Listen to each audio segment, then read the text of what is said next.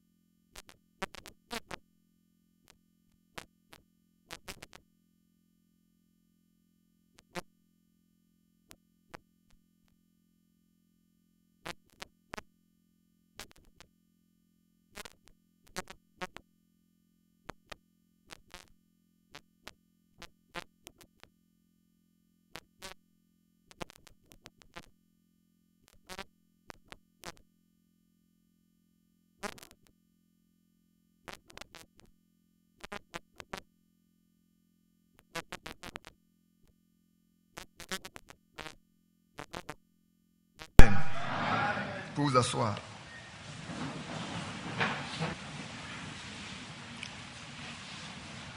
Peut-être ça serait, pour ce qui me concerne, la dernière fois qu'on va aborder ces problèmes des cheveux. Hier, je disais simplement que il y a deux grandes écoles. Parce qu'il y a même des serviteurs, des prédicateurs qui pensent que les femmes doivent se défriser et non se tresser. Il y en a qui pensent qu'il faut se tresser. Donc la question qui a été posée la fois dernière, parlant de défrisage, celui qui dénonçait le défrisage, il souhaitait que ce soit le défrisage qui soit, il préfère que ça soit il préfère qu'on parle contre les tresses. Et souvent je dis, les gens lisent mal ce que l'apôtre Paul a dit, a prêché, et les gens lisent mal ce que l'apôtre Pierre a prêché sur les cheveux. Et je pense que le frère Isaac qui est derrière là a pris son temps pour expliquer. Il y a deux mots qui apparaissent dans les deux passages où il est question de cheveux tressés. Il faut lire ce qui est écrit. Non pas penser ce qui est écrit, non pas injecter ses pensées dans ce qui est écrit. Si vous prenez avec moi dans 1 Timothée, que le frère Isaac nous a lu et que l'apôtre Paul a prêché, 1 Timothée 2, je lirai ça uniquement, je crois que ça serait la dernière fois. Je ne sais pas, je commence par revoir là tout. Il dit, je veux que les femmes vêtues d'une manière décente, avec pudeur et modestie, ne se parent ni de tresses, ni d'or, ni de perles, ni d'habits somptueux. Si on va dans 1 Pierre, chapitre 3, Dans 1 Pierre, c'est ma Bible. J'espère que les filles ne vont pas s'envoler. Dans 1 Pierre chapitre 3.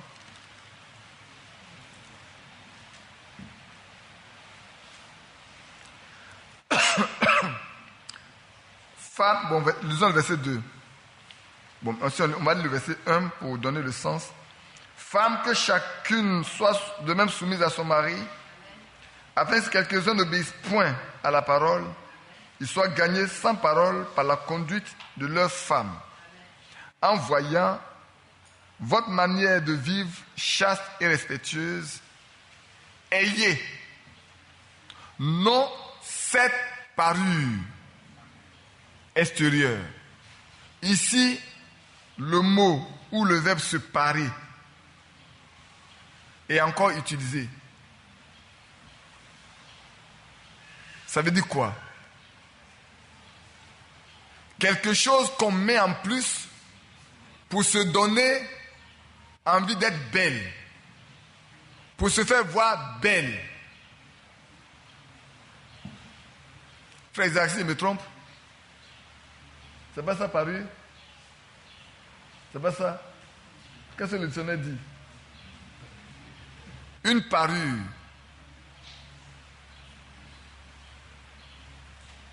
Ou bien chercher un dictionnaire.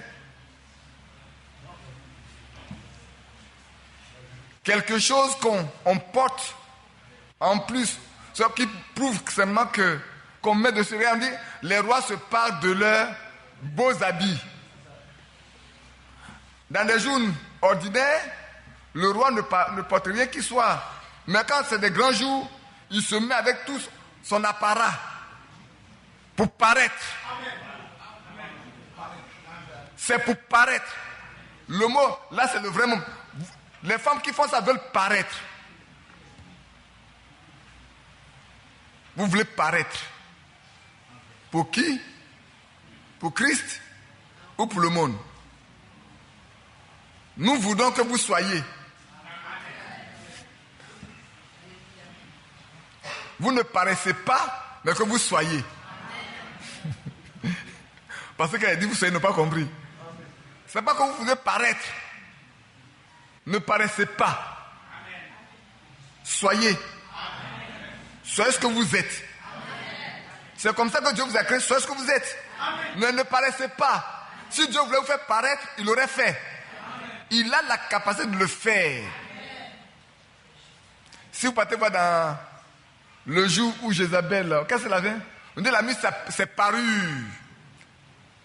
Alors elle était au balcon. Et puis, il pouvait dire à Jéhu. Alors, Jéhu pouvait dire, mais qui est pour nous? Dans toutes ces parures, il fallait que la prophétie de Dieu par la bouche d'Élie s'accomplisse à l'égard de cette femme. Ces parures n'ont pas arrêté le plan de Dieu. Les gens l'ont prise, ils l'ont jetée par-dessus bord. Elle est tombée, elle est morte. Qu'est-ce que Élie avait dit? Les chiens mangeaient la chair de cette femme. Et quand Jéhu est rentré à son retour, il dit, mais c'est la fille d'un roi. Allez la prendre pour qu'on puisse l'enterrer. Quand ils sont arrivés, il ne restait que quoi? Sa tête et ses pieds. Elle n'a pas de pattes, elle a des pieds. Tout le reste a été mangé par les chiens. Bien-aimés sœurs, ne paraissons pas, soyons. Ce qui me fait mal, c'est que notre frère, malgré son âge, il a pris des semaines pour expliquer à vous qui êtes ses filles, à vous qui êtes ses petites filles, à vous qui êtes ses sœurs. Malgré tout, vous n'avez pas compris. Et vous n'avez pas osé, frère Isaac. Des sœurs t'ont-elles approché pour te poser des questions? Concrètement, tout ce que tu as prêché, est-ce qu'ils t'ont posé des questions? Non. Vous n'êtes même pas approché pour lui dire, mais frère, ce que tu as prêché ici, je ne comprends pas. Pour qu'ils puissent vous l'expliquer en privé. Vous avez pensé ce que vous faites les biens. Soyez libres. Je pense que nous sommes libres. Les garçons sont libres, les femmes sont libres, les hommes sont libres, les filles sont libres. Mais pour tout cela, Ecclésiaste a dit, pour tout cela, sache, avec certitude, que Dieu t'appellera en jugement. C'est ce jour-là. Si tu viens attendre ce jour, alors ce jour tu sauras. Et comme malheureusement, on ne va pas pour revenir, pour venir corriger. Parce que ce jour c'est définitif. Tu auras choisi volontairement là où tu veux passer l'éternité. Je me souviens d'une prédication faite par un homme de Dieu. J'en ai parlé des années. Ça fait des années que je n'en parle pas. Je vais approcher ces puis on va lire rapidement à notre test. Je crois qu'aujourd'hui on s'en ira. On ira avec ce test-là, Dieu voulant.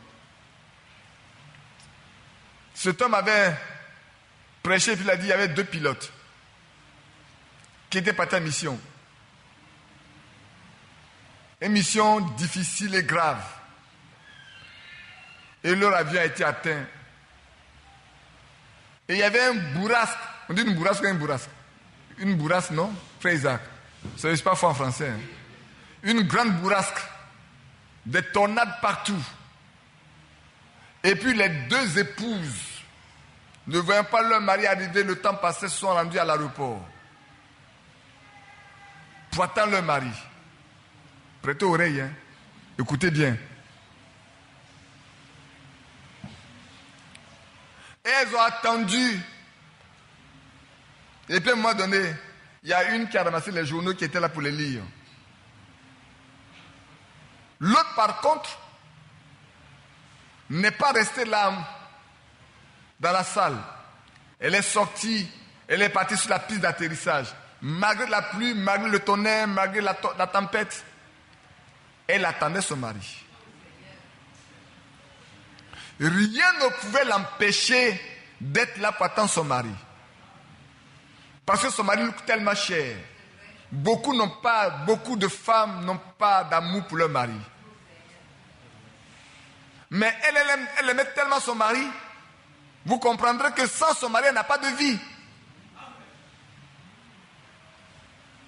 Elle ne peut pas attendre dans la salle. Malgré tout le froid, la pluie et tout, elle est partie sur la piste d'atterrissage attendant son mari. Dans ce noir, attendant son mari. Et puis à un moment donné, elle voit une lueur qui descend du ciel. Les 2 pilotes ont tout fait et ils approchaient l'aéroport. Ils ont pu atterrir. Quand ils ont atterri, les 2 sont sortis. 2 pilotes en danger de mort, sauvés par grâce de Dieu. L'autre femme qui était là, attendant le mari, a couru entre les bras de son mari. Et quand son mari l'a vu, elle a dit, je sais que tu m'attendais. Elle dit oui. Elle est tombée dans le bras de son mari. L'autre devait marcher pour aller dans la salle, pour trouver sa femme en train de dormir, les genoux dans la main. Quand elle arrive, elle dit oui, je t'attendais, oui, je sais, tu m'attendais. C'est comme ça que beaucoup de chrétiens attendent Christ avec le monde dans la main. Beaucoup de chrétiens que nous sommes, nous attendons la venue de Christ avec le monde dans la main. Oui, nous attendons Christ. Nos mains sont pleines du monde, mais nous l'attendons. Mais les vrais enfants de Dieu n'ont rien à faire avec le monde. Quelle que soit la tempête, quelles que soient les difficultés, quel que soit le mépris, quelles que soient les injures, ils préfèrent. C'est bon, on a chanté le 598. La voix du Seigneur m'appelle, prends ta croix, il vient sur moi. Je réponds, Sauveur fidèle, me voici, je suis à toi. Jusqu'au bout, je veux te suivre, dans les bons, les mauvais jours, à toi pour mourir, revivre, à toi Jésus pour toujours. Mais est-ce que c'est ça que nous observons? C'est ça que nous pratiquons? C'est ça que nous vivons? Il ne suffit pas de chanter. Comprenons ce que nous chantons.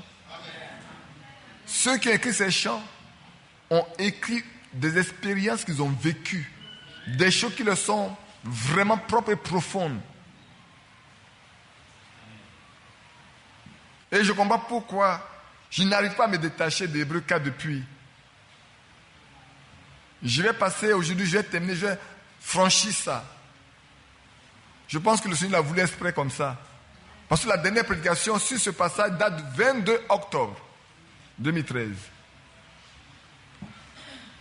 Aujourd'hui, on est au 26 janvier 2014. Si vous regardez bien, ça fait à peu près 3 mois. Pourquoi le Seigneur a permis que ça fasse 3 mois? Au début, je ne comprenais pas. Mais c'est parce qu'il y a beaucoup de choses qui devaient être dites avant pour que notre attention soit attirée davantage sur ce qui est écrit ici. Levons-nous. Tenons-nous debout pour qu'on lise pour le respect de la parole de Dieu.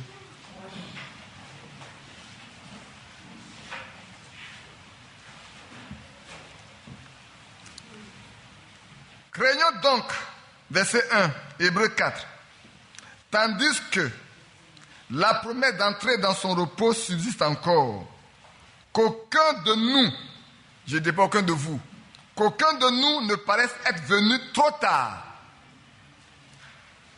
Car cette bonne nouvelle de la vie éternelle, cette bonne nouvelle du royaume, cette bonne nouvelle du salut, nous a été annoncée aussi bien qu'à eux. Mais, néanmoins, cependant, la parole qui leur fut annoncée ne leur servit de rien.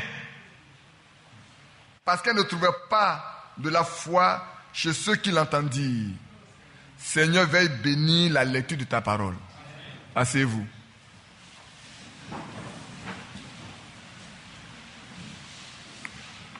Nous sommes invités à craindre, nous tous. Pourquoi? À craindre que nous ne rentrons pas dans le repos. Parce que la promesse subsiste. C'est continue d'exister. La promesse d'entrer dans le repos continue d'exister. L'opportunité d'avoir le Saint-Esprit, le baptême du Saint-Esprit continue d'exister. Depuis que Pierre l'a dit, cela Dieu ne l'a pas encore fermé. À eux, la promesse est faite. À nous également, la promesse de rentrer dans le repos est faite. Et comme je l'ai dit la fois dernière, la première fois en octobre quand j'en parlais, pour rentrer dans ce repos, on revient dans Éphésiens chapitre 1. En lui, vous avez cru. Vous avez entendu la parole de la vérité. Vous avez cru et vous avez reçu le Saint-Esprit en signe de gage pour votre salut. Ainsi donc le repos ne vient qu'après avoir entendu la vérité. La parole de Dieu. Parce que Dieu ne vient sceller que la parole qui est en nous. Il ne vient pas sceller nos intentions. Il ne vient pas sceller nos pensées. Il vient sceller ce qui est le trésor pour lui et qu'il a placé en nous. C'est ce qu'il vient sceller. C'est ça qui nous donne le repos. Mais ce qui donne le repos, les premiers n'ont pas cru en cela. Comme ils n'ont pas cru, le repos leur a été refusé. Et Paul dit, je crains également que le repos ne vous soit refusé. Si cette bonne nouvelle qui est annoncée aux autres et qui n'a pas trouvé foi en eux, si cette même bonne nouvelle qui nous a annoncée ne trouve pas de foi en nous. Parce que si elle n'a pas de foi, elle ne trouve pas de foi en nous, puis c'est elle qui produit la foi, mais si elle ne trouve pas de foi en nous, nous n'aurons pas le repos. C'est pour ça qu'il dit, il craint. Comme la promesse subsiste, faisons attention pour tout faire pour rentrer dans le repos. Pour nous qui avons cru, nous rentrons dans le repos. Selon qu'il est écrit, j'ai juré dans ma colère, ils n'entreront pas dans mon repos. Vous voyez? Maintenant, ceux en qui la parole ne trouve pas un lieu d'ancrage pour demeurer, pour rester ferme. Pas qu'ils n'ont pas entendu la parole de Dieu. Et quand je parlais de ça, je vous ai ramené à Matthieu 13 pour que nous voyions chaque portion de terre dans laquelle la semence était tombée. Et j'ai dit, la semence ne croît que dans des cœurs qui sont bons et honnêtes. Ceux qui ont un cœur bon et honnête pour recevoir la parole de Dieu, en eux, la parole croît. En eux, la parole vit et la parole leur donne la vie de Dieu. Et c'est cette vie-là que Dieu vient par son esprit pour sceller. Par contre, il y en a qui, tout en entendant cette parole, ne croient pas en ces paroles. Ils peuvent vivre au milieu des croyants. C'est pour cela que Frère Branham a prêché sur les 3 types de croyants. Les croyants, les incrédules et les soi-disant croyants. Ne pensez pas que les incrédules sont dehors. Ils sont même parmi les croyants. Les soi-disant croyants sont assis avec les croyants. Ils forment tous le même compact, le même groupe. Malheureusement. Et quand quelqu'un rentre au milieu d'eux, tous sont croyants. Mais Dieu connaît ceux qui sont croyants, ceux qui sont incrédules et ceux qui sont soi-disant croyants. Comme j'en parlais hier, 70 disciples, pour le livre dans Jean. 70 disciples choisis par Jésus lui-même, à qui il a donné une mission d'aller prêcher, d'aller guérir les malades et chasser les démons. Et ils sont partis. Et ils ont accompli des miracles. Ils ont chassé les démons, ils ont guéri les malades. Et quand ils sont arrivés, ils ont dit, ah mais Seigneur, c'est tellement beau. C'est tellement splendide. C'est tellement vrai. Nous voyons même Satan tomber comme un éclair du ciel. Qu'est-ce que Jésus a dit? Ne vous réjouissez pas de ce que Satan vous soit soumis. Mais réjouissez-vous de ce que vos noms soient écrits dans le ciel. Lui, Jésus, savait de quoi il parlait. Les autres se réjouissaient de ce qui est apparent. Mais Jésus connaissait ce qui lui appartenait. Frères, sœurs, écoutez-moi bien. Je suis persuadé. Peut-être même avant la fin de l'année 2014, il y en a qui vont sortir de l'église. Pourquoi? Parce qu'il y a des paroles qui vont les choquer et qui vont les mettre dehors. Mais pas parce que ces paroles ne sont pas de Dieu. Mais parce que ces paroles ne correspondront pas à ce qu'ils croient. Alors le Seigneur qui connaît bien et qui sait bien faire le tri a décidé d'élaguer. C'est lui qui les a choisis. Mais il va élaguer. Il sait quelle parole employer pour que ceux qui doivent partir partent. Alors il arrive un temps où il a dit, si vous ne mangez ma chair et ne buvez mon sang, vous n'êtes pas de moi. Oh là là, 58 on dit quoi? Nous, croyant le prophète Moïse, descendant d'Abraham, il va faire de nous des cannibales, manger sa chair, boire son sang, ou nous ne sommes pas des vampires.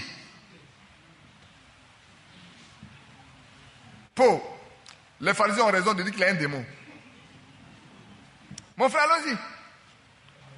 58 sont partis. Ils sont restés 12. Voilà les incrédules.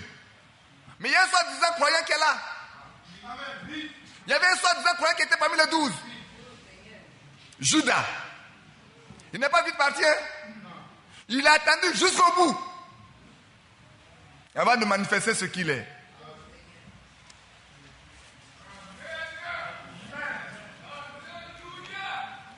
Ici également dans cette salle, certainement, il y a des vrais croyants qui appartiennent au Seigneur Jésus. Ceux-là, ils croient tout ce que le Seigneur leur dit. Amen. Il ne discute pas de la parole de Dieu. Il la croit parce que ça vient de Dieu. Il y a des incrédules. Ils trouvent toujours quelque chose à voir. Du groupe de Corée, Data, Abiram.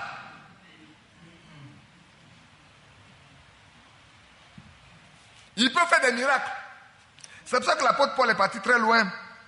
Pas très loin, mais un peu plus tard en disant dans Hébreux chapitre 6, à partir du verset 4, il dit: car il est impossible à ceux qui ont été éclairés une fois, qui ont goûté le don céleste, qui ont eu part au Saint-Esprit, et qui ont goûté la bonne parole de Dieu et les puissants du siècle à venir.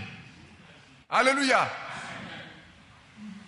À ceux-là, et qui sont tombés, sont encore renouvelés et amenés à la repentance, puisqu'ils crucifient pour leur part le Fils de Dieu et l'exposent à la honte.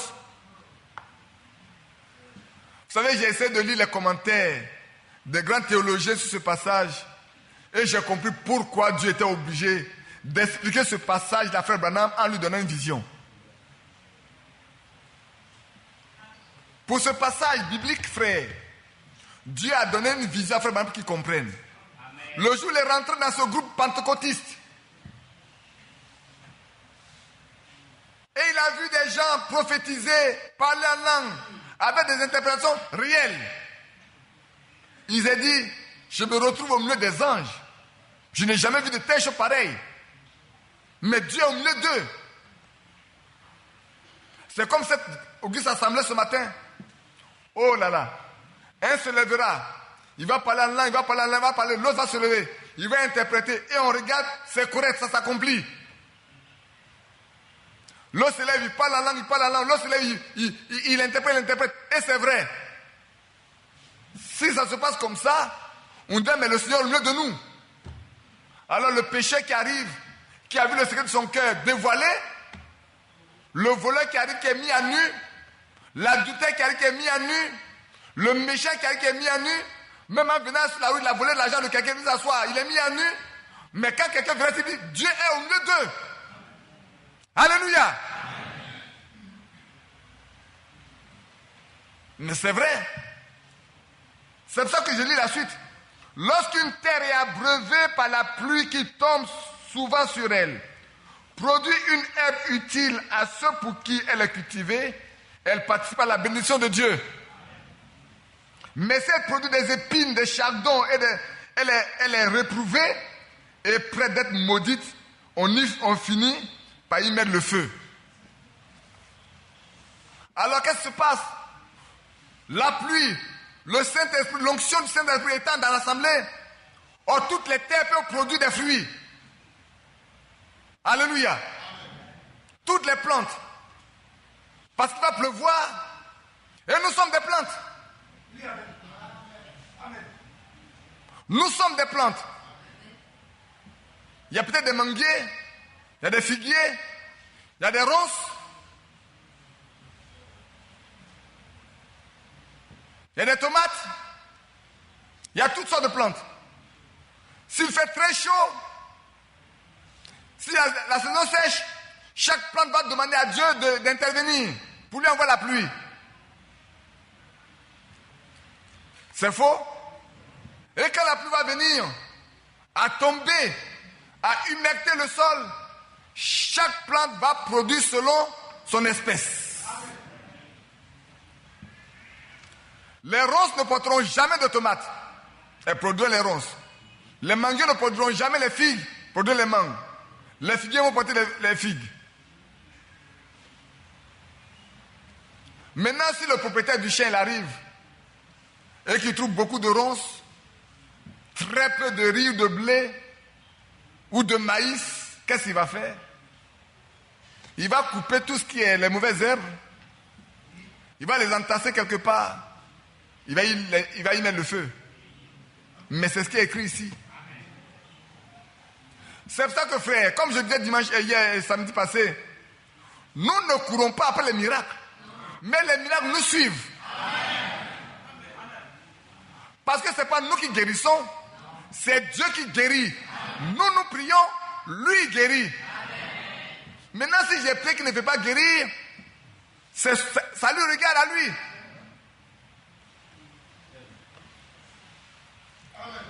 Ainsi, frère, si la parole que nous entendons tous les jours, nous voyons les miracles, nous voyons les guérisons, même Dieu le fait par nous. Parce que ce que frère Branham a vu, ce n'est pas forcément des prédicateurs. Il n'a pas été des prédicateurs. C'était 2 personnes. Mais autant l'un était un vrai croyant, autant l'autre était un hypocrite. Marié qui vivait avec une autre femme avec laquelle il a des enfants. Mais vous pensez que l'onction s'est empêchée de venir sur lui pour qu'il puisse interpréter? Non. De même, frère, en ce jour, si nous recevons la parole qui tombe sur nous tous les jours, si nous ne posons pas des fruits dignes de la repentance, nous serons prêts à être coupés et jetés au feu. Nous tous, prédicateurs comme non prédicateurs, si ces paroles que nous recevons en direct, ou ici directement également, et nos frères qui écoutent en direct également, si ces paroles ne produisent pas la vie de Dieu en nous, nous devons savoir qu'il faut craindre. Vous qui êtes venus maintenant, vous qui êtes là depuis des années, le seul moyen que vous avez pour savoir que l'enlèvement est pour vous, c'est de regarder ce que vous étiez avant et ce que vous êtes maintenant. De connaître vos pensées d'avant et vos pensées d'aujourd'hui. Qu'est-ce qui influence votre vie?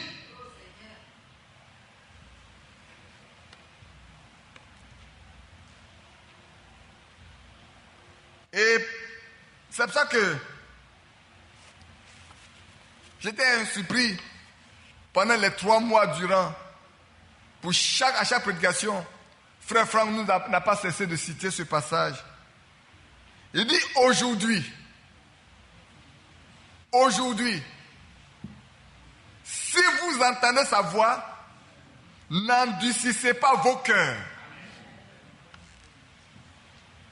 Sœurs, frères, que ce soit dans le cas du mariage, que ce soit dans le cas, mon frère Mathieu à la fin dernière parlait des habits un peu trop collés, des chaussures pointinini. C'est le temps, bien-aimé, c'est le temps d'être mis à part pour Dieu. Hommes, femmes, c'est le temps où nous devons aspirer à être mis à part pour servir Dieu. Les dons, c'est pour tout le monde. Mais les vrais dons doivent être donnés à ceux qui sont fils de Dieu. Je prie pour que nous soyons d'abord fils et filles de Dieu de naissance. Et qu'ensuite les dons soient donnés. Autrement, vous aurez les dons qui vont vous perdre. Vous manifestez des dons qui vont vous perdre. Parce que l'Esprit de Dieu va venir sur vous. La deuxième sphère va être loin. Vous allez faire tout ce qui est possible. Mais votre âme reste incrédule et pécheresse. Elle n'aurait jamais connu Dieu. Elle n'aurait jamais expérimenté la nouvelle création. La nouvelle naissance. C'est pour cela que, puisqu'il est réservé à quelques-uns d'y entrer, et que ceux à qui d'abord la promesse a été faite, je suis au verset 6, ne sont pas rentrés à cause de leur désobéissance. Ceux qui n'iront pas dans l'enlèvement, c'est ça à cause de leur propre désobéissance. Ceux qui ne sont pas scellés, c'est ça à cause de leur propre désobéissance. C'est vrai. Oh, j'entends quelqu'un dire, mais frère Badi, où tu mets la prédestination? Tu sais qui est prédestiné? Moi, je ne sais pas qui est prédestiné ici. J'ai vu beaucoup de personnes passer ici pour prêcher. Ils ont aussi parlé de la prédestination, mais ils n'y sont plus. J'ai vu beaucoup de personnes assises ici. De petits qu'on était, on a grossi aujourd'hui. Je ne les vois plus. Mais ils connaissaient aussi bien la prédestination. Il y en a même qui ont prêché sur la prédestination. Il y en a qui ont prêché sur le baptême du Saint-Esprit. Mais je ne les vois plus. Ils sont où? Dieu fixe de nouveau, verset 7, un jour, aujourd'hui.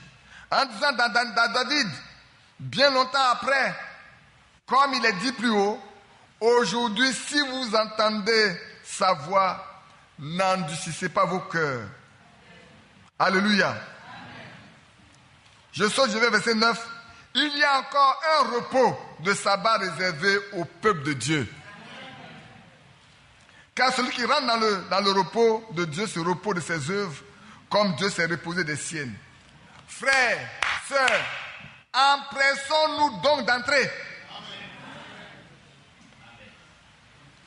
Nous comprenons? C'est le temps de courir, de faire tout ce qui est possible à notre niveau personnel. Est-ce qu'on peut me fermer la fenêtre là, s'il vous plaît? Juste, frère, oui. J'ai complètement, voilà, que Dieu te bénisse, frère.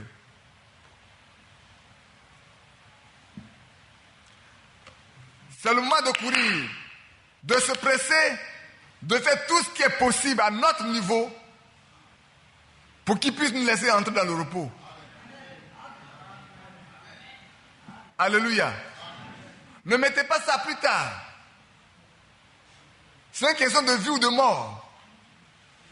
Quand nous voyons des hommes qui sont censés être des religieux, des hommes censés connaître la Bible, qui aujourd'hui disent qu'ils préfèrent aller en enfer avec les homosexuels, nous devons savoir qu'il est plus tard que jamais que nous le pensons, frère.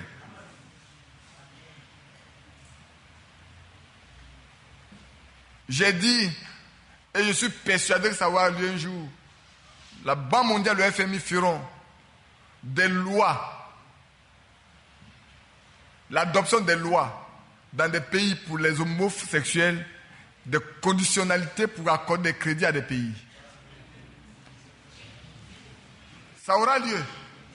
Peut-être aujourd'hui, c'est des nations, des nations occidentaux, les nations occidentales plutôt riches, qui en parlent. Mais qui gouverne le FMI? N'est-ce pas la France? Qui gouverne la Banque mondiale? N'est-ce pas les États-Unis? Un jour, qui n'est pas loin, je suis certain, ces choses deviendront des conditionnalités pour avoir accès à leur financement. Qui détient les banques internationales? N'est-ce pas eux? Un jour, ces banques vous demanderont de dire dans la déclaration des ouvertures de vos comptes, est-ce que tu approuves l'homophobie ou tu approuves l'homosexualité ou tu es homophobe? Je le dis ici. Je suis persuadé que ça aura lieu. Pourquoi on essaie de vous ouvrir des comptes ou refuser de vous ouvrir des comptes? Pourquoi on essaie de vous donner des crédits ou refuser de vous donner des crédits? Parce que le monde est gouverné par les homosexuels. Mais nous sommes gouvernés par le Saint-Esprit.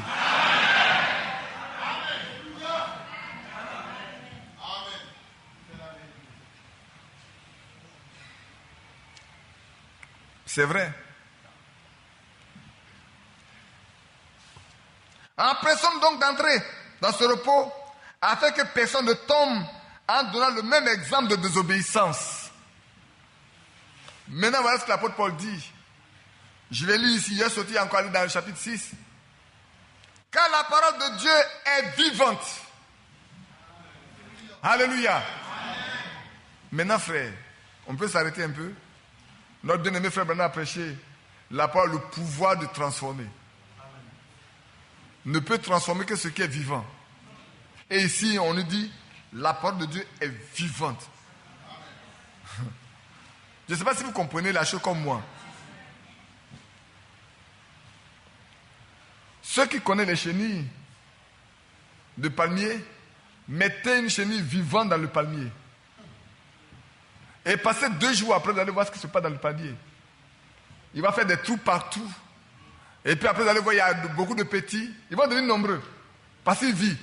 Mais si tu mets une chenille morte, Quand tu vas venir, il n'y a rien dedans qui va se passer.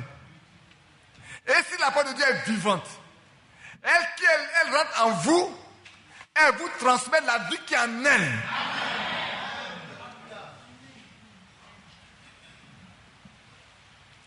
Maintenant, si cette parole vivante rentre en toi, qu'elle n'est pas capable de produire la vie qui est en elle, j'ai peur pour toi. Ta nature et sa nature ne marchent pas ensemble.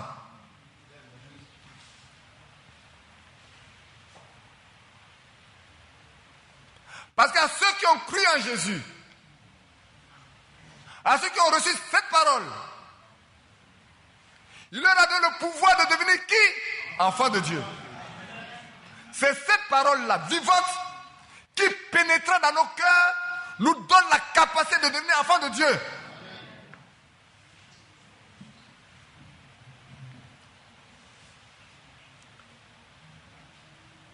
Elle est vivante et efficace. Plus tranchante qu'une épée à quelqu'un qui a 2 tranchants.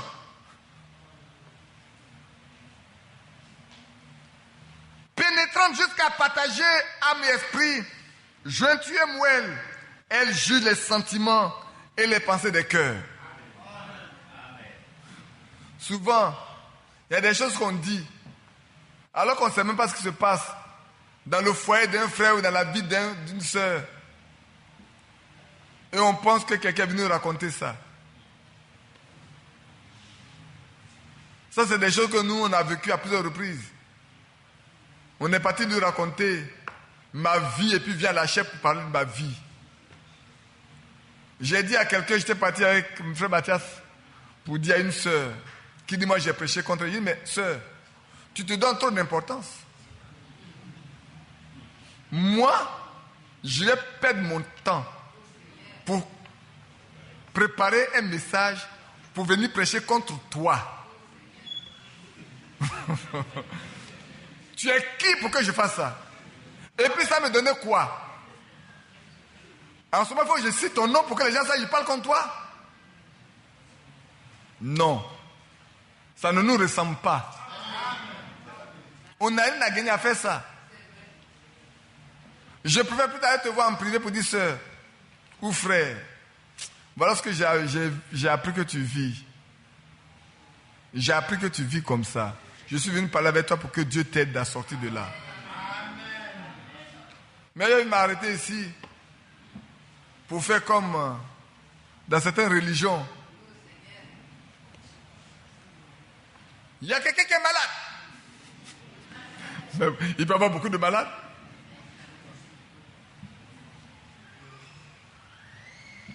Ici, on ne simule pas des choses. Si je ne suis pas d'accord avec quelqu'un, je l'appellerai, je parlerai avec la personne. Mais ça ne donne rien pour venir faire croire. Alors que la personne sait, peut-être 2, 3, 4 personnes savent la chose, et puis les gens disent, ah, c'est de ça qu'il parle. Non. Pour les doctrines, oui. La fois dernière, j'étais avec le frère Isaac, le frère Ali. Oh, attendez, ils ont attaché. Donne-moi le second micro. Est-ce que ça marche ici? Ouais, ça peut marcher là avec ça. Ouais, ça marche c'est ça. Alors, on était en écoutant, on a bien aimé frère parler, et puis il a dit une chose, et puis il a regardé mon papa. J'ai dit, tu sais de quoi il parle? Et puis il a dit oui. J'ai dit, bon, il faut bien écouter la suite.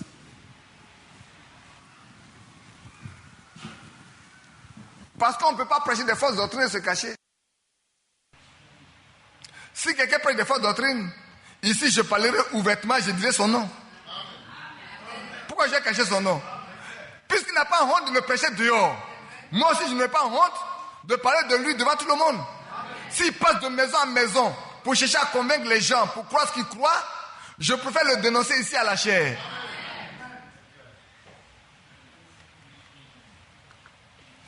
Et j'étais quelque part, je dis à un frère, on parlait.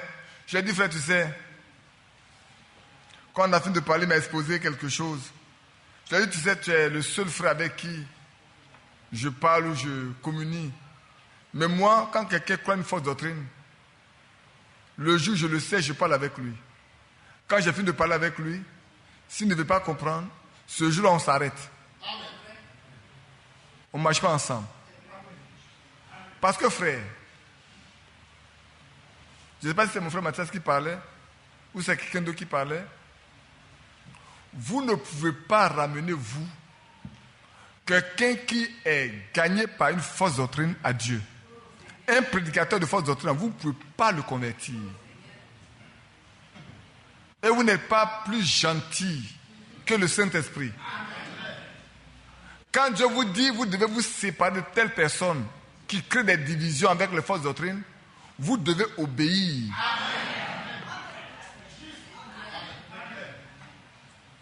Vos discussions ne peuvent que vous nuire à vous. Dieu le connaît. Dieu a plus de moyens pour le ramener à la raison que vous.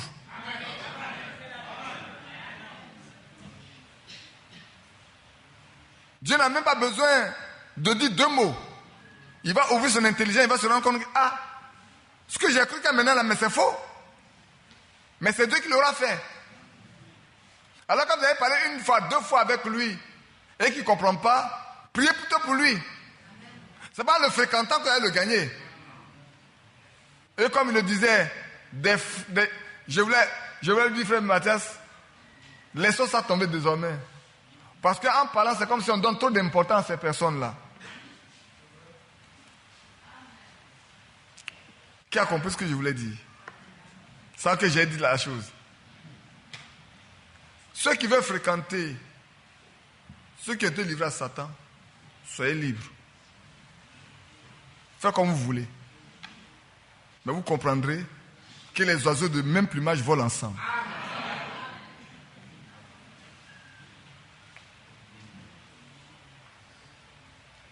Vous ne savez pas qu'il y a la transmission d'esprit? Vous n'avez jamais expérimenté ça? Allez de l'avant. Hier, je disais, la séduction, on peut séduire quelqu'un à force de parole. Quand on vous prêche une mauvaise doctrine, et que vous êtes toujours en train d'écouter la chose, vous êtes toujours en train d'écouter la chose, ça finit par devenir la vérité pour vous. Quand on vous a mis en garde 1 fois, 2 fois, vous ne voulez pas, Dieu lui-même se charge du reste. Il vous envoie une puissance d'égarement. Pour croire au mensonge. Le mensonge devient pour vous la vérité. Et la vérité devient pour vous le mensonge. La parole est vivante. Elle est efficace. Elle est tranchante. Elle est plus tranchante qu'une épée. Au point où là où l'homme ne peut pas rentrer, la parole rentre là-bas. Il connaît les limites entre l'âme et l'esprit. Lui connaît les limites. Il va qu'à séparer les deux. Écoutez-moi bien, frère. Il va qu'à séparer les deux. De sorte que l'âme qui n'est pas convertie peut recevoir une onction sans que l'âme ne soit touchée. Et puis il va faire des miracles. Et ceux que ça les fait vont croire que c'est un chrétien. Alors qu'il n'est oué que dans la deuxième sphère. La première n'est pas touchée. Mais la parole qui sait où il faut toucher pour le convertir, pour celui qui est prédestiné, il va jusqu'à toucher l'âme. C'est pour ça que ce n'est pas tous les chrétiens qui font des miracles. Tous les chrétiens ne prophétisent pas. Tous les chrétiens n'ont pas de vision. Mais ils sont nés de nouveau.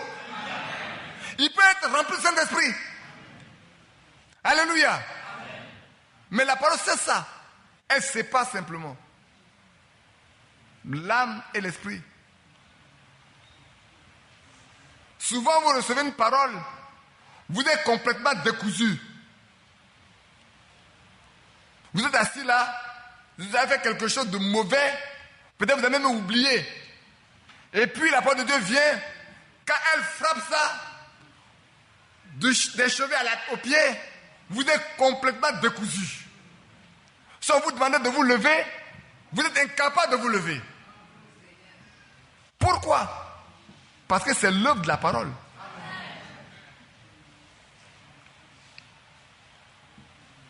Elle sépare la jointure des moelles.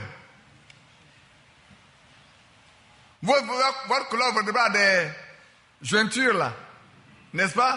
Puis il y a la moelle épinière. La moelle épinière qui crée l'influx pour que vous puissiez vous lever. Quand la porte a frappé, ça vous êtes là, vous me dites, qu'est-ce qui se passe?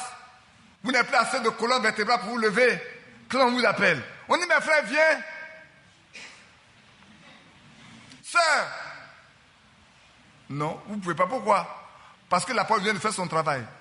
Il vous montre que vous êtes en face d'un danger. Et que mais dès que vous confessez ça, dès que vous avez confessé ça, et que la relation entre Dieu vous a été rétablie, vous êtes plus vigoureux que les vigoureux.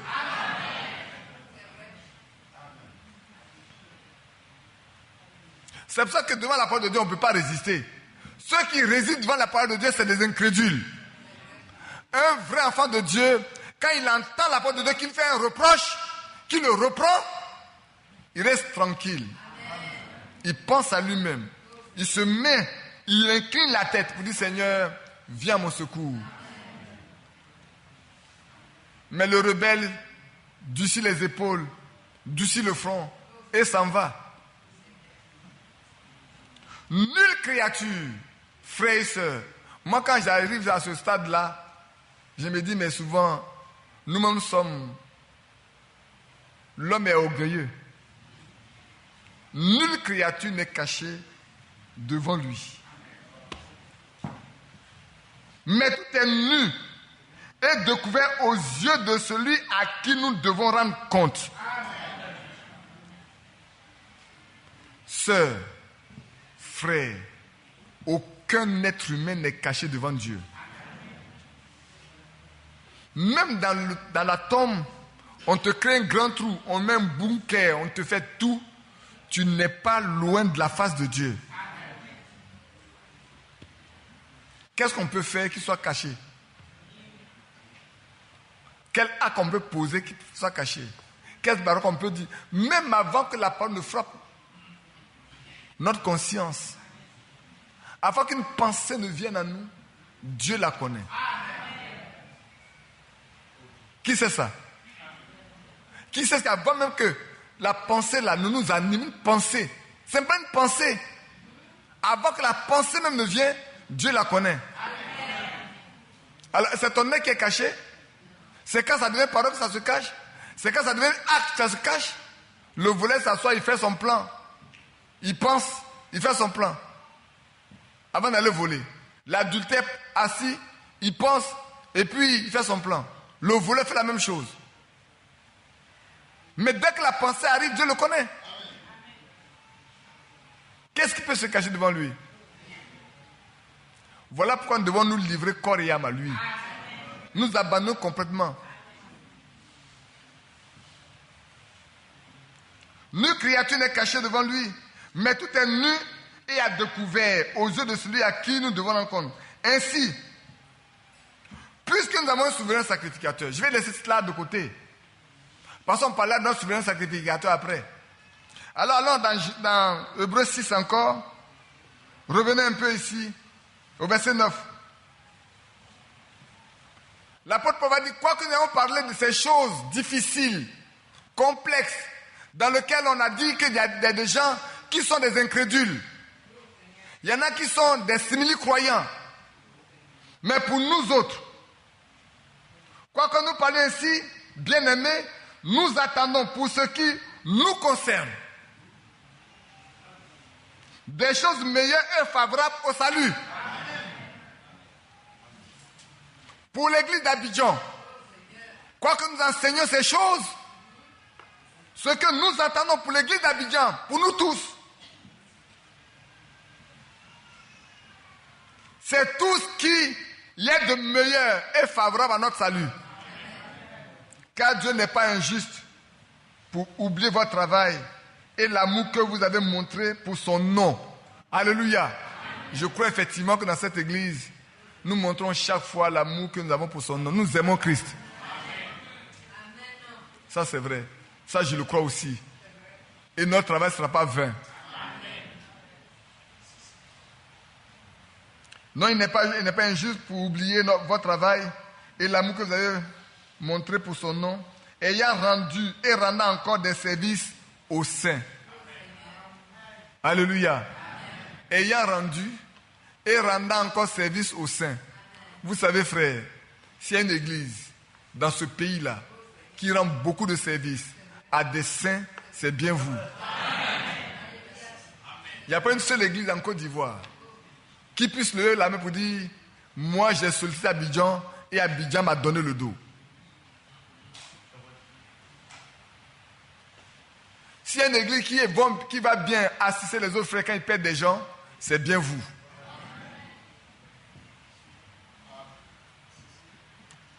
C'est bien vous. Vous ne pouvez pas le faire si l'amour n'est pas en vous. Continuez de le faire, frère.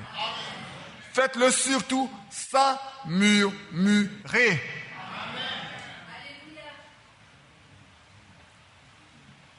Faites-le de bon cœur. Faites-le comme pour le Seigneur. C'est vrai. Mais si nous le faisons comme pour des hommes, nous n'aurons rien à gagner.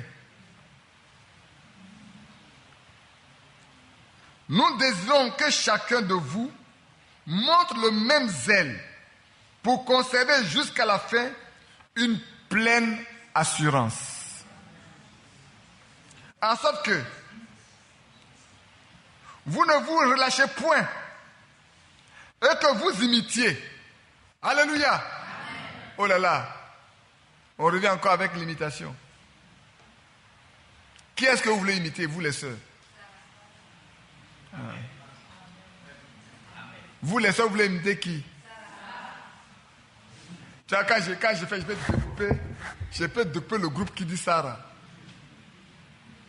Les autres ne veulent pas imiter Sarah. Vous ne voulez pas imiter Sarah? Et vous les hommes, qui voulez imiter? Ils sont plus nombreux à dire Abraham que chez les sœurs. Et que vous imitiez ceux qui par la foi et la persévérance héritent des promesses. Maintenant, quand on parle de ceux qui par la foi et par la persévérance héritent, hier, quelqu'un, quand on priait, je crois que c'est Mathieu qui a parlé de ça, ça m'a donné la chair de poule. Quand il s'est retourné dans Hébreux 11, revenons dans Hébreux 11, on va le lire simplement. On va lire quelques passages.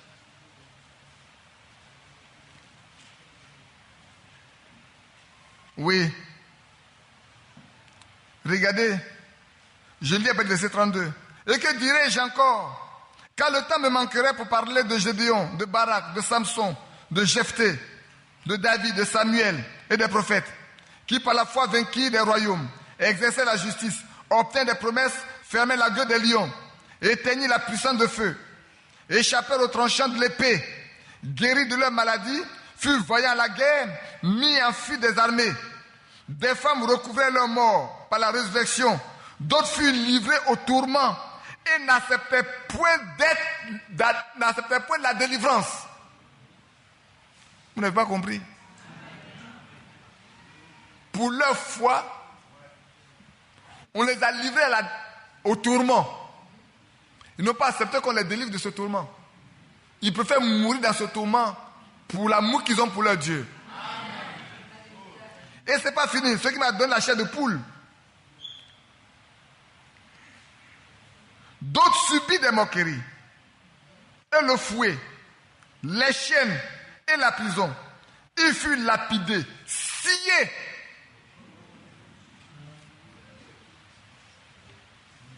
Je me suis imaginé quelqu'un. J'étais assis là, à genoux. Je me suis imaginé quelqu'un, frère. Il se comprend pour sa foi. On l'attache dans une natte. Ou dans quelque chose. Et puis on commence par scier à partir de la cheville. On scie le bois. Apparemment c'est le bois qu'on scie. Et on scie jusqu'à la fin, on voit le pied qui sort, qui s'ensanglante. Et puis on vient au genou aussi. Par morceaux jusqu'à la fin. Oh! Ah! Mon cœur voudrait t'aimer. Mais regarde la suite. Torturés, ils moururent par l'épée. Ils allaient ça et là, vêtus de peau de brebis et de peau de chèvre, dénués de tout, persécutés, maltraités, et dont le monde n'était pas digne. Et ils rentrent dans le désert, dans les montagnes et dans les cavernes. Ils entrent. Tous ceux dont la foi desquels il a été rendu témoignage. Alléluia. Aujourd'hui, on nous demande de nous séparer de petites choses, on ne peut même pas. Comment serons-nous capables de tenir quand on nous mettra à l'épreuve? Quand on nous mettra comme ça sur un bûcher et qu'on nous attache, on allume une torche de feu et puis on nous pique. On te met ça au dos pendant 2 minutes. On met ça sur ta plante de pied pendant 2 minutes. On met ça sur ta paume pendant 2 minutes. On met ça sur ta joue pendant 2 minutes. On met ça ici. C'est des tourments. On peut leur dire, mais dites un seul mot et puis on vous libère. Et ces hommes disent, je bénis son nom. Je glorifie son nom. Faites de moi ce que vous voulez, mais lui, je ne peux le renier.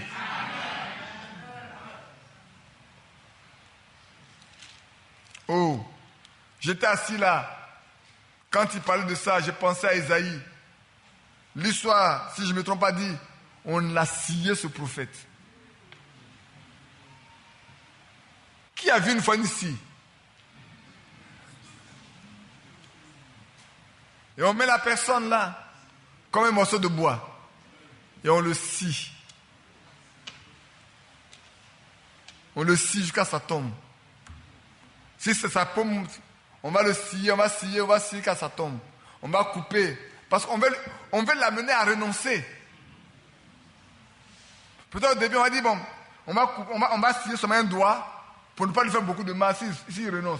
On commence à scier le gros pouce. On scie sa tombe. Tu dis rien? Mon cœur voudrait t'aimer, assez t'aimer, pour pouvoir... Il chante encore. Mais on a coupé, mais il chante encore. Bon, coupez sa main. On va commencer à scier. On scie.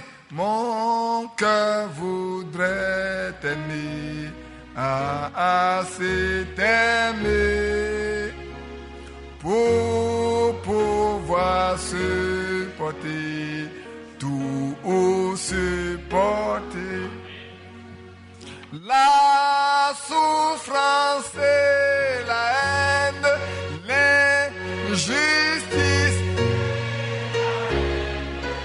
Je veux assez t'aimer pour tout supporter.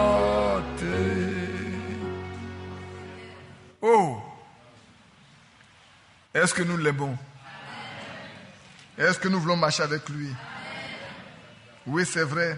En sorte que vous ne vous relâchez point et que vous imitiez ceux qui par la foi et par la persévérance héritent des promesses. Lorsque Dieu fit la promesse à Abraham, ne pouvant jurer par un plus grand que lui, il jura par lui-même. Et dit certainement, je te bénirai, je multiplierai ta postérité. Et c'est ainsi qu'Abraham, ayant persévéré, obtint ce qui lui a été promis.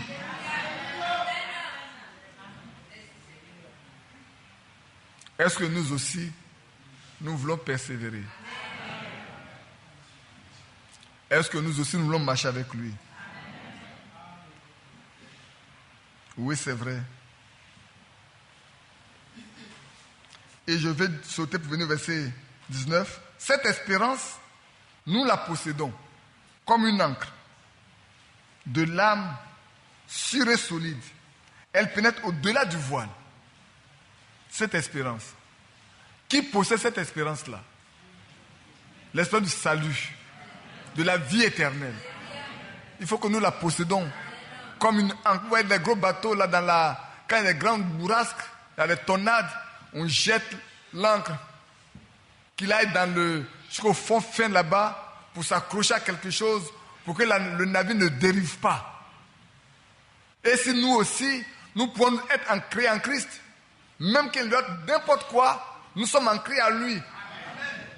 Il peut y avoir des tornades, il peut y avoir des bousculades, il peut y avoir des tonnerres, il peut y avoir des problèmes, des difficultés même dans le foyer, mais nous serons toujours fermement attachés à lui. Là où Jésus est entré pour nous, comme précurseur, ayant été fait souverain sacrificateur pour toujours, selon l'ordre de Melchisédek. Que Dieu soit béni. Je pense qu'il est déjà 12h20.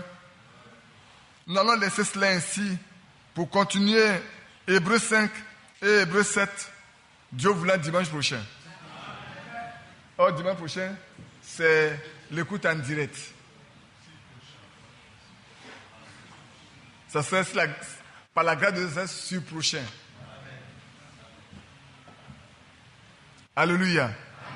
Bien-aimés, si les premiers que nous devons imiter ont souffert à cause de leur foi, ils sont morts à cause de leur foi, ils ont tout perdu à cause de leur foi. Moi, je passe toujours à ce petit Romain, Polo. C'est comment? Polio. Cet enfant noble qui a droit à tout. C'est un noble. Héritier, il possédait tout. Mais pour sa foi, il a été dépossédé entièrement. Et il vivait dans des cavernes, dans des trous, ce qu'on appelle des catacombes. Les gens ont creusé pour avoir du ciment, pour aller faire du ciment. Et c'est là que ces jeunes gens, ces jeunes filles, ces jeunes femmes, ces vieilles femmes, ces vieils hommes, ces gens nobles, ces gens qui sont riches, qui sont considérés dans la population romaine, dans le royaume, c'est des gens qui étaient très considérés. Mais quand ils ont accepté Christ, ils ont tout perdu. Et ils devaient vivre comme des parias. Oh, Nous avons tout allègrement. Nous pouvons venir librement. Mais pour venir, il faut qu'on nous demande pardon.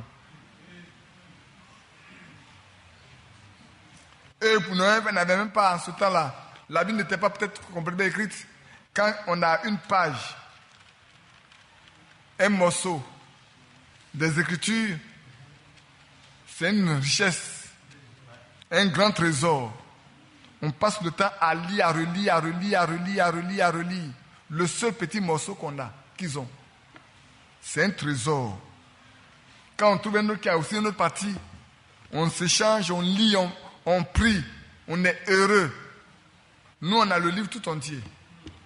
On n'est même pas capable de le lire. Il devient un livre de bibliothèque.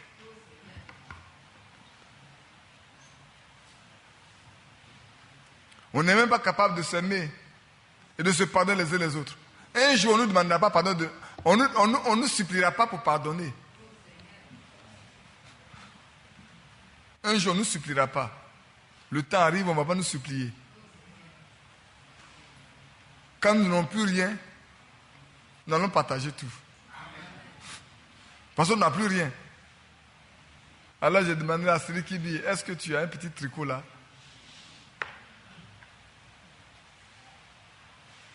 Tu ne pourras même pas ramasser toutes tes chaussures que tu as achetées, ni les vestes.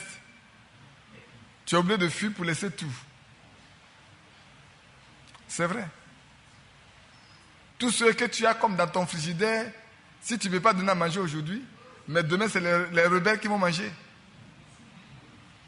Quand on va commencer par te poursuivre, ils vont arriver chez toi et on dit, ah, il a fait une provision pour nous. Ils vont ouvrir, ils vont s'asseoir, ils vont manger, ils vont ramasser pour aller comme des... Mais toi, tu es obligé de fuir à cause de ta foi. Aujourd'hui, si on te dit donne un peu, tu dis non. Mais demain, tu as tout donné, sans le vouloir. Et comme tu as tout donné sans le vouloir, tu vas aller voir ton frère. Le peu qu'il a, vous allez partager. S'il est encore là. S'il est encore là. Lisez un peu les martyrs de catacombes. Lisez pour voir. Les nouveaux chrétiens, les nouvelles croyantes, lisez un peu les martyrs de catacombes. Ça, c'est de l'histoire de la Bible. C'est l'histoire de la vie. Ce n'est pas des doctrines. Ce n'est pas la foi de Luther, de Wesley, de Smith, de Finney. Lisez l'expérience de ceux-là qui sont passés par là. Comment ils ont été éprouvés. Comment les lions les ont mangés. Comment on les a livrés à la torture. Pour que nous, l'évangile, malgré tout, nous vienne, nous parvienne. Il y en a qui ont fait une forte résistance à la corruption.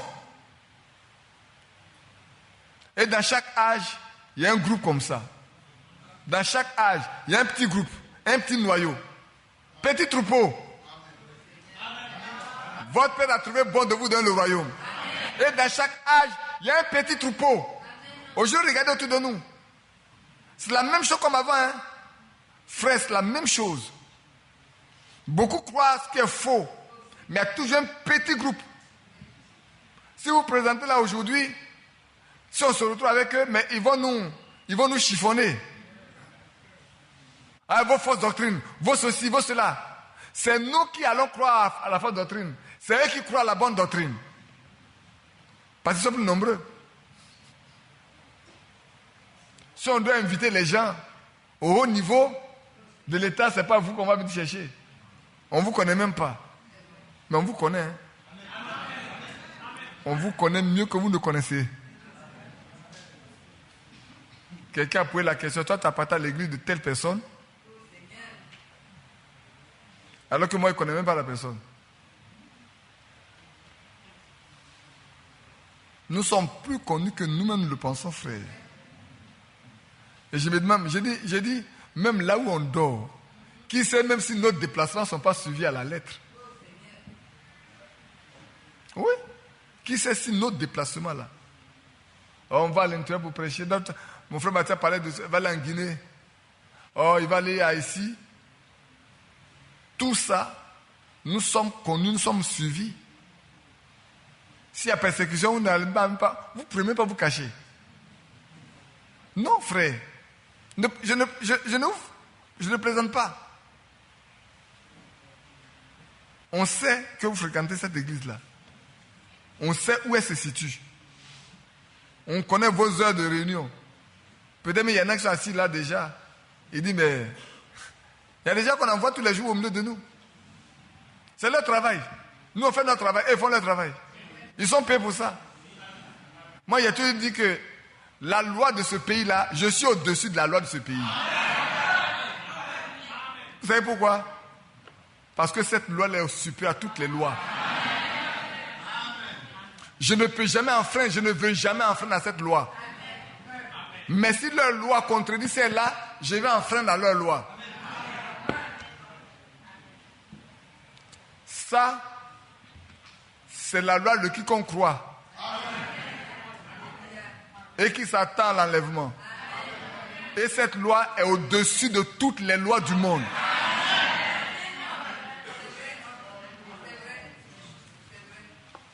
Il n'y a pas de constitution qui soit supérieure à celle-là.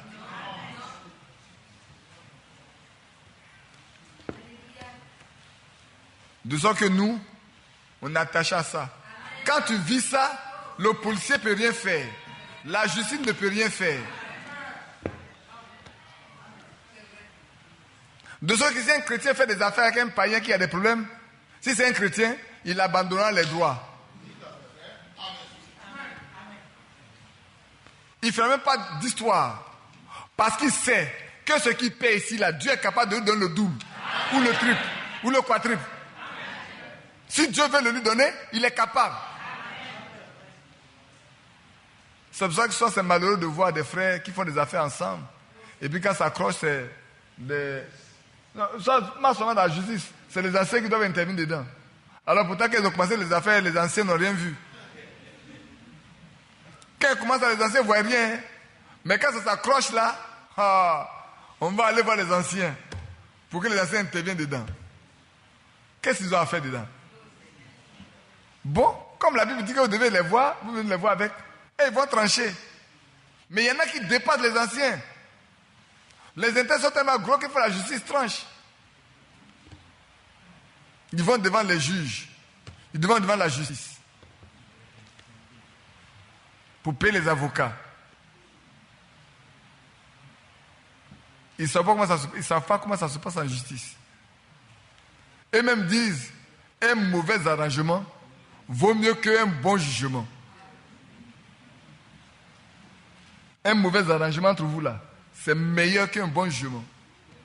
Parce qu'il y a des jugements dans lesquels les gens, ils ne lisent même pas le droit, ils ne disent même pas le droit.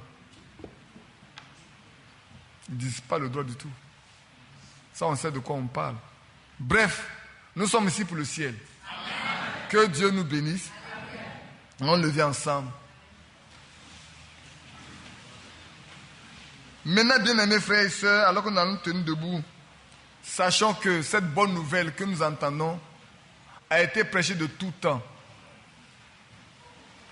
Oui, je suis d'accord.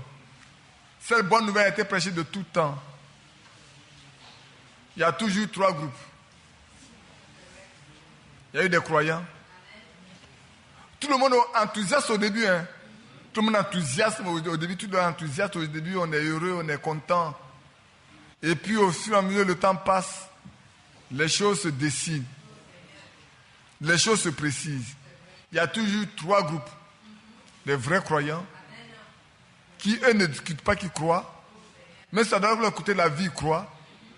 Il y en a qui croient pour un temps. Il y en a qui croient pendant longtemps. Parmi ceux-là, il y en a qui font des miracles. Mais ils n'ont rien à voir avec Dieu.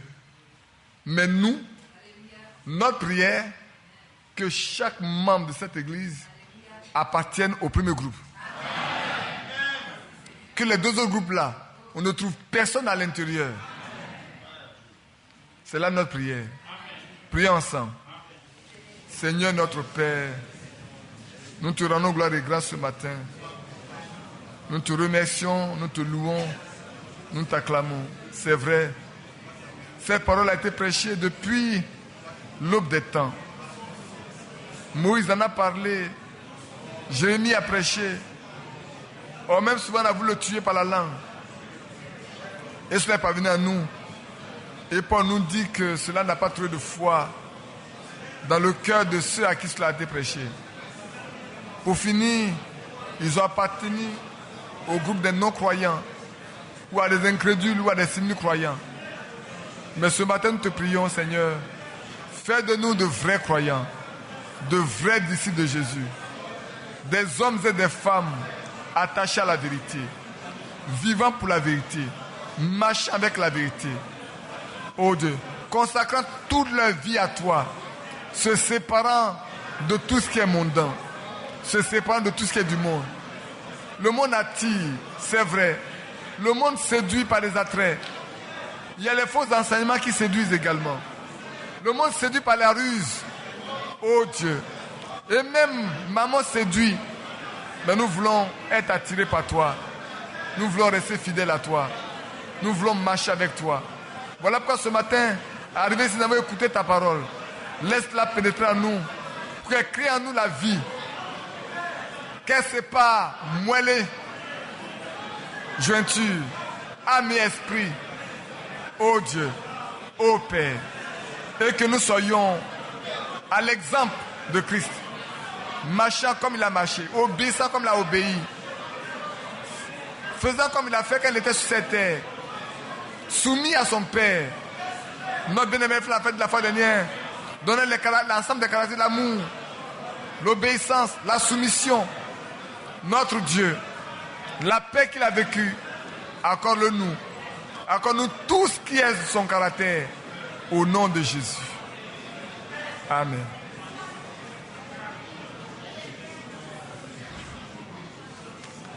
Alléluia. Père céleste, nous voici devant toi. Si nous venons ici, c'est pour devenir meilleurs. Si nous venons ici, c'est pour que tu nous parles. Et ce matin, nous sommes convaincus que tu l'as fait. Aussi, notre prière, c'est que ces paroles demeurent en nous. Comme elle est vivante, qu'elle produise en nous la vie qui est en elle. Et que chacun de nous soit vraiment un fils de Dieu, une fille de Dieu, à l'exemple de Christ, obéissant, rempli d'amour, de patience, de douceur, de longanimité, d'humilité. Père, accorde-le-nous, afin que nous atteignions la stature parfaite de Christ. Nous te recommandons également, nos bien-aimés frères, que tu as établis sur nous, pour nous conduire. Garde-les, soutiens-les, fortifie-les, ouins-les, bénis-les, purifie-les, sanctifie-les. Et chaque fois que se tiendront ici, de même que par le Saint-Esprit tu parlais par la bouche des apôtres, par le Saint-Esprit tu parles par leur bouche aussi. Et que tu donnes un cœur obéissant et soumis. Au nom de Jésus que nous te prions. Amen.